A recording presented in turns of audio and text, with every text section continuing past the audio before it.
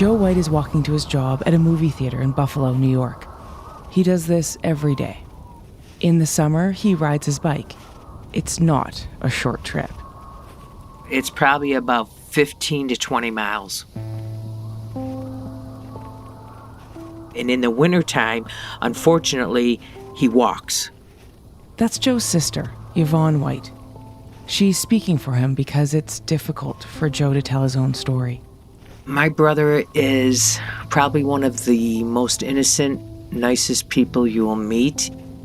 He's 65, but unfortunately, he is diagnosed as Asperger's syndrome, which is like a form of autism, and mentally disabled. So his mental capacity is that of a 10 or 11-year-old child.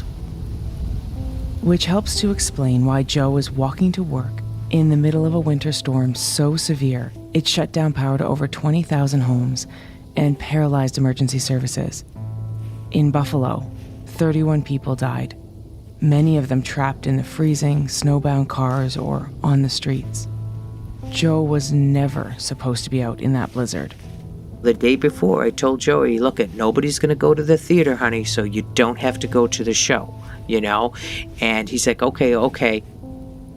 But Joe didn't understand that he also shouldn't go to work the next day. So in his mind, he didn't go the 23rd, so he woke up the 24th, which was Christmas Eve, and says, okay, well, I have to go to the show now. Yvonne has no idea her brother's out in the storm. He's been walking for hours. His hands are covered in ice. His shoes are frozen to his feet. He's reached the point where he can't take another step. Joe stops and calls for help. Even though he's in a residential neighborhood surrounded by homes, all he can see is snow.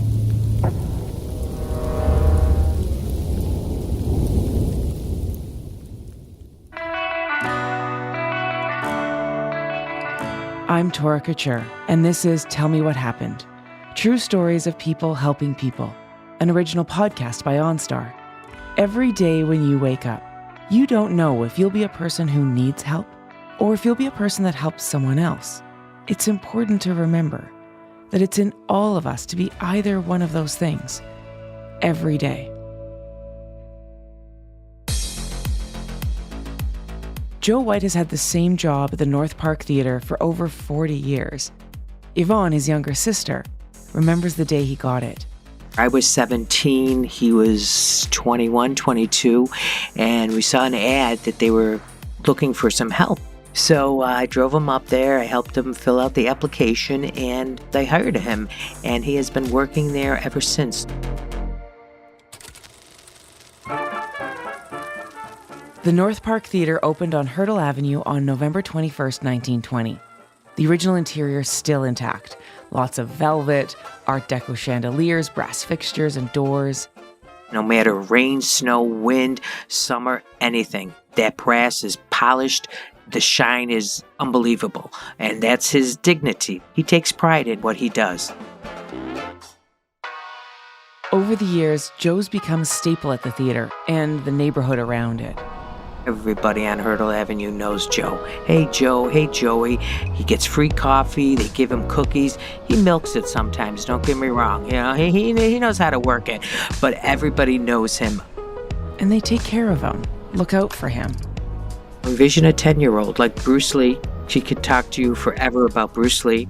He could basically tell you a lot of statistics about the Buffalo Sabres, loves the Buffalo Sabres and the Buffalo Bills. And, you know, as far as like money goes, and, you know, he'll go to a store, and if something's marked, you know, $9.99, he has a hard time deciphering what do I give him, so he'll just always give $20. It's a form of autism, and that's where he's coming from. Every day, Joe gets up and goes to work. The theater's about 15 miles from his apartment, but Joe doesn't mind, especially when he can ride his bike. Joe's bike is his life. He has a Mickey Mouse bell on it. He has a radio on it. He has bags on it. I mean, it's just beautiful. Here he is. There's Joe riding down the street with his bike. But Joe can't ride his bike in snow. They were warning people They said, a strong storm is coming up. And then within the days leading to this, they were saying, this is a possibility that this is going to be a historical blizzard. Conditions will continue. Really cold weather will continue as well, and we'll see more accumulation. Yvonne calls Joe and told him he shouldn't go to work. That was December 23rd, the day the storm arrived in Buffalo. It's bad. There are power outages. Authorities announce a travel ban. The storm gets worse overnight. But Joey, I don't think he realized the impact of it. The next day, Christmas Eve, he gets up and gets ready to walk to work as usual. Outside, 4 feet of snow has fallen. Hurricane-force winds are blowing it into massive drifts. Plow crews can't keep up and they're pulled from the streets. Emergency services are suspended in parts of Erie County. Travel ban, a driving ban has been issued. It's the storm of the century, and Joe, without telling anyone, is getting ready to walk 15 miles to work. Joe's not totally unaware of what's happening. He wears his warmest clothing: hoodie, coat, gloves, packs several cloth grocery bags. And in his mind, he was like, well, if I get snowed in, I have to shave, but I'm not going to bring one razor, I'm going to bring 11. If I get snowed in, I'm going to need clothes. I'm not going to, need one pair of jeans. I'm going to need 3 pairs of jeans. Carrying all these bags, Joe sets out for the theater. He's the only one out, and the blizzard is intensifying. The snow was just, you couldn't see your hand in front of your face, and the winds were kicking up. At some point, Joe takes off his gloves, his hands freeze. His clothes are covered with snow. Winter storms aren't unusual for Buffalo, but this blizzard is not usual. The National Weather Service issued a winter advisory to over 200 million people, from Florida to Washington. And Buffalo's getting hit the hardest. Joe White cannot take another step. He's frozen. It's too far to go home and too far to the theater, and he can't see a thing. The wind just keeps blowing. This is Tell Me What Happened, a podcast created by OnStar to showcase the importance of a human connection when you need help. Whether you're trapped in a mudslide, lost in the mountains, or stranded in a blizzard.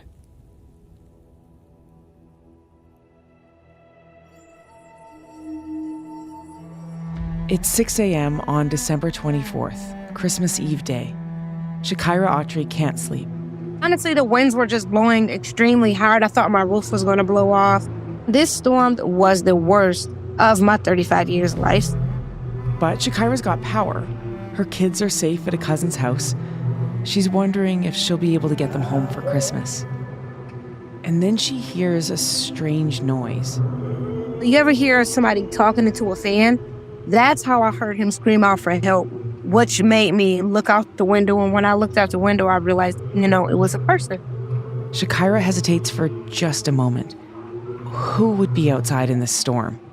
For watching him through the window, I know this guy really needs some help. If he was going to hurt me, he would have made his way in the house. But he didn't. And it's clear he's not going to last much longer outside. He kept falling, kept standing up, kept falling, kept standing up.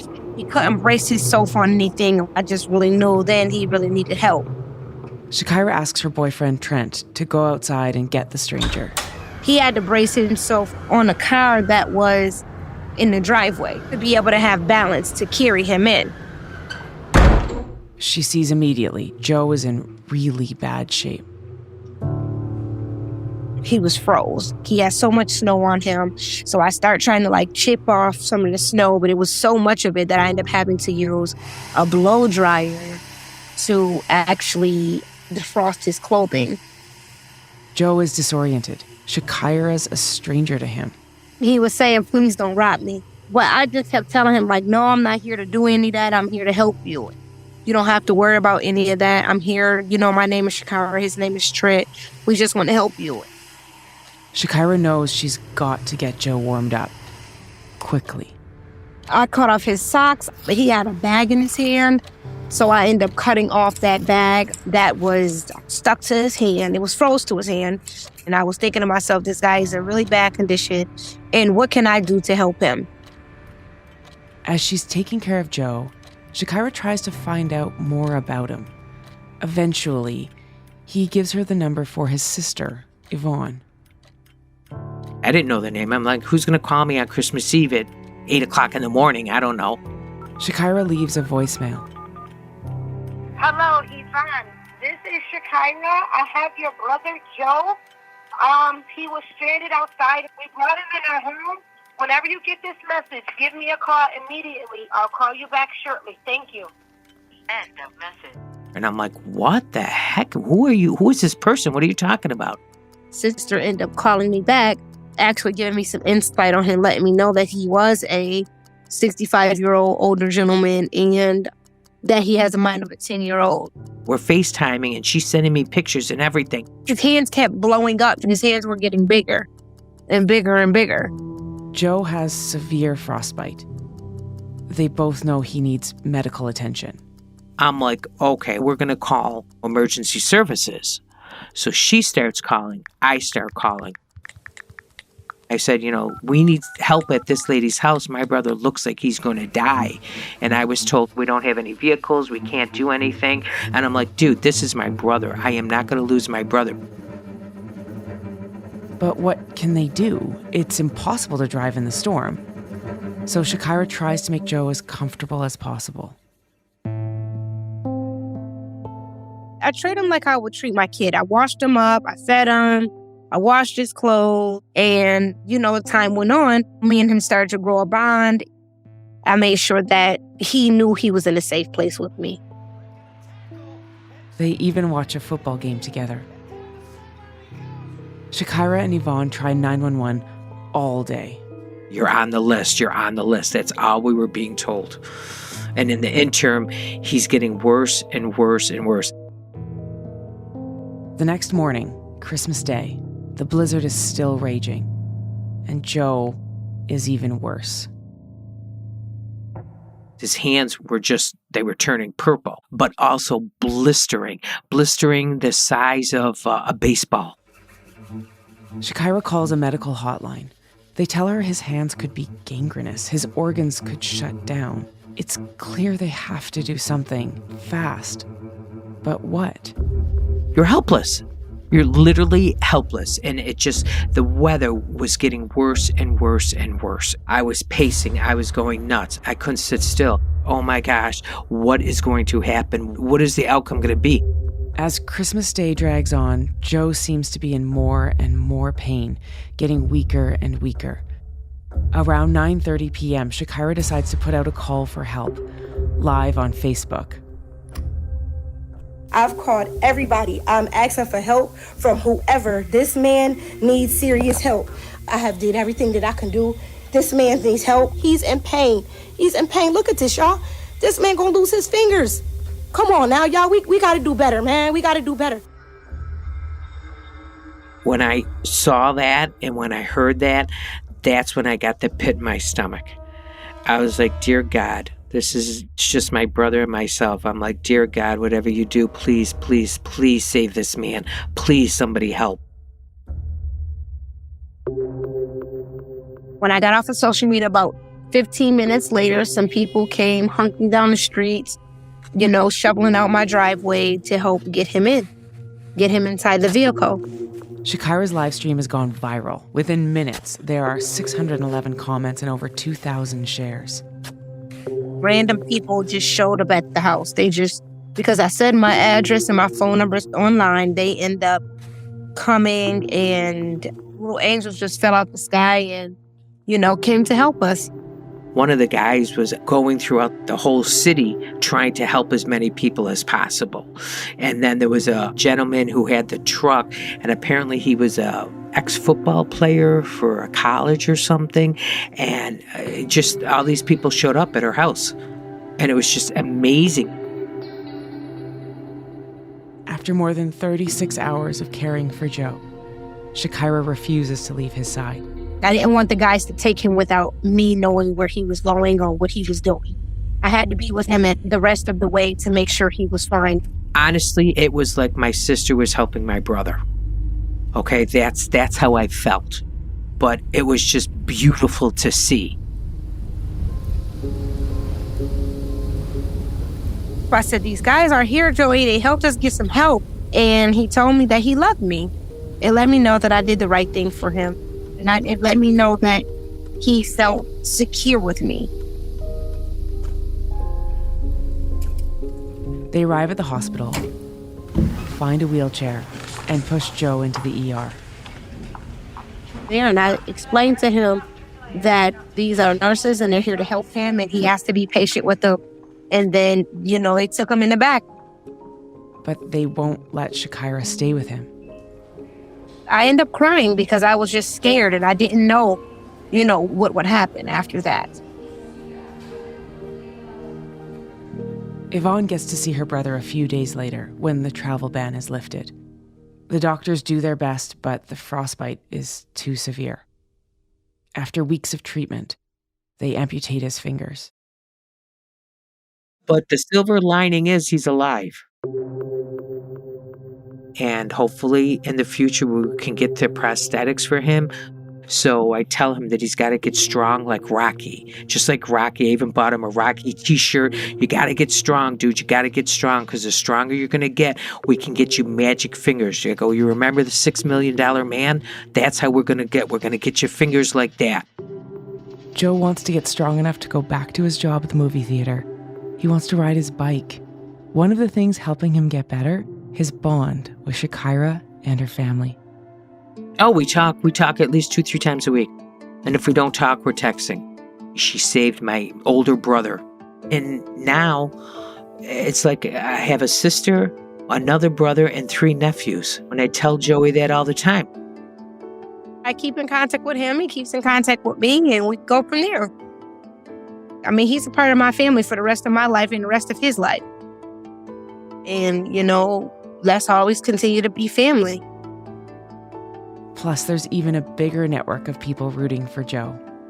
The amount of love and support that Joey has, he doesn't even realize. I mean, we received cards from Australia. I received messages from Hong Kong. I mean, all over the entire world. Here's the guy who lost all his fingers in the blizzard, once saved by a stranger. It's a beautiful story. When you think about it, it's a beautiful story. If you live in a place that gets any amount of snow in the winter, it's a good idea to prepare for severely cold weather. This show was produced by OnStar, and they're focused on keeping you safe. So I'm turning to Timogen Tan. He's a doctor with a military background in Arctic warfare survival. Timogen, if you have to be outdoors in severe winter weather, how should you prepare yourself? What to wear? What not to wear? So number one, good headgear. So I like having a fleece kind of liner, whether that's a balaclava or a little skull cap.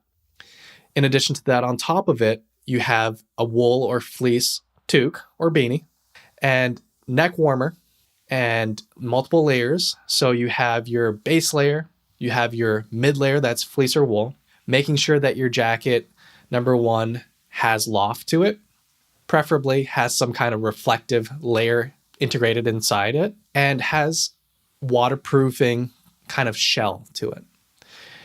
And despite all the fears about being cold, being too hot is a concern too. So being mindful when you're purchasing or modifying your equipment to make sure you can ventilate things really quickly. So armpit zips, layering down as you're walking to work. It is as important to keep that body temperature normal so you're not sweating, because that freezes and then that also disrupts your clothing's ability to keep you warm. So one of the biggest mistakes is piling on wool socks and it being tight. You block blood flow, which means there's less warm blood circulating and warming up that area. Same thing for the gloves. You want multiple layers. Keep everything as covered as possible. Preferably you'd have some goggles. And if the only thing I see on you is 2 nostril holes, you're set to adventure in minus 40 degrees and below. Okay, maybe you don't have all that gear, but you have to be outside for a long period of time in the cold. What should you be on the lookout for? So hypothermia is kind of the top mind of dangers. When we think about survival priorities, the main thing that differentiates, hey, I'm cold versus, hey, I have moderate to severe hypothermia and probably need hospitalization, is that core temperature, which none of us regularly can measure because you need special equipment for that. But 2, changes in your mental status.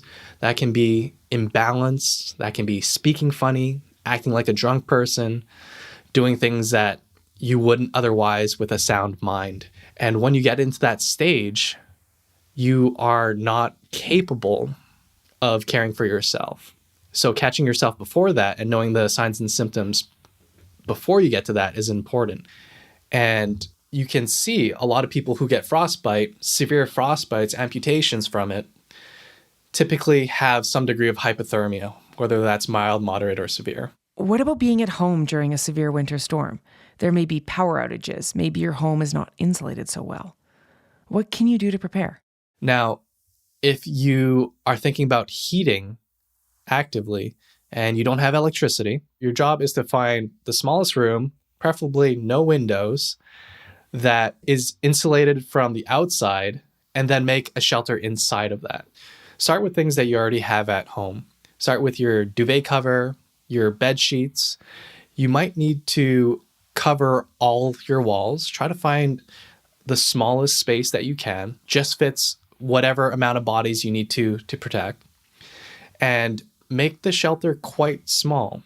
Timogen, what keeps you so interested in survival strategies? I try to inspire people by sharing the skills, the knowledge, the many failures I've had in life and in survival situations so that they can learn and know that it's okay to not know everything. It's okay to develop yourself as a person, and it's okay to fail. Oh, thank you, Timogen. This has been great. It's been a pleasure.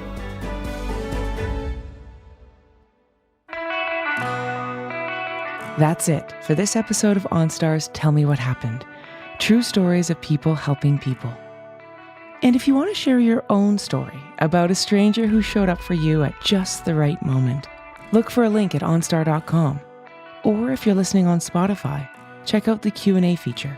Let's share some love for people who help others in big ways and small. And while you're at it, share some love for this podcast. It really helps if you review and rate us or share this with someone who would enjoy it. On behalf of OnStar, I'm Tora Couture, and please be safe out there.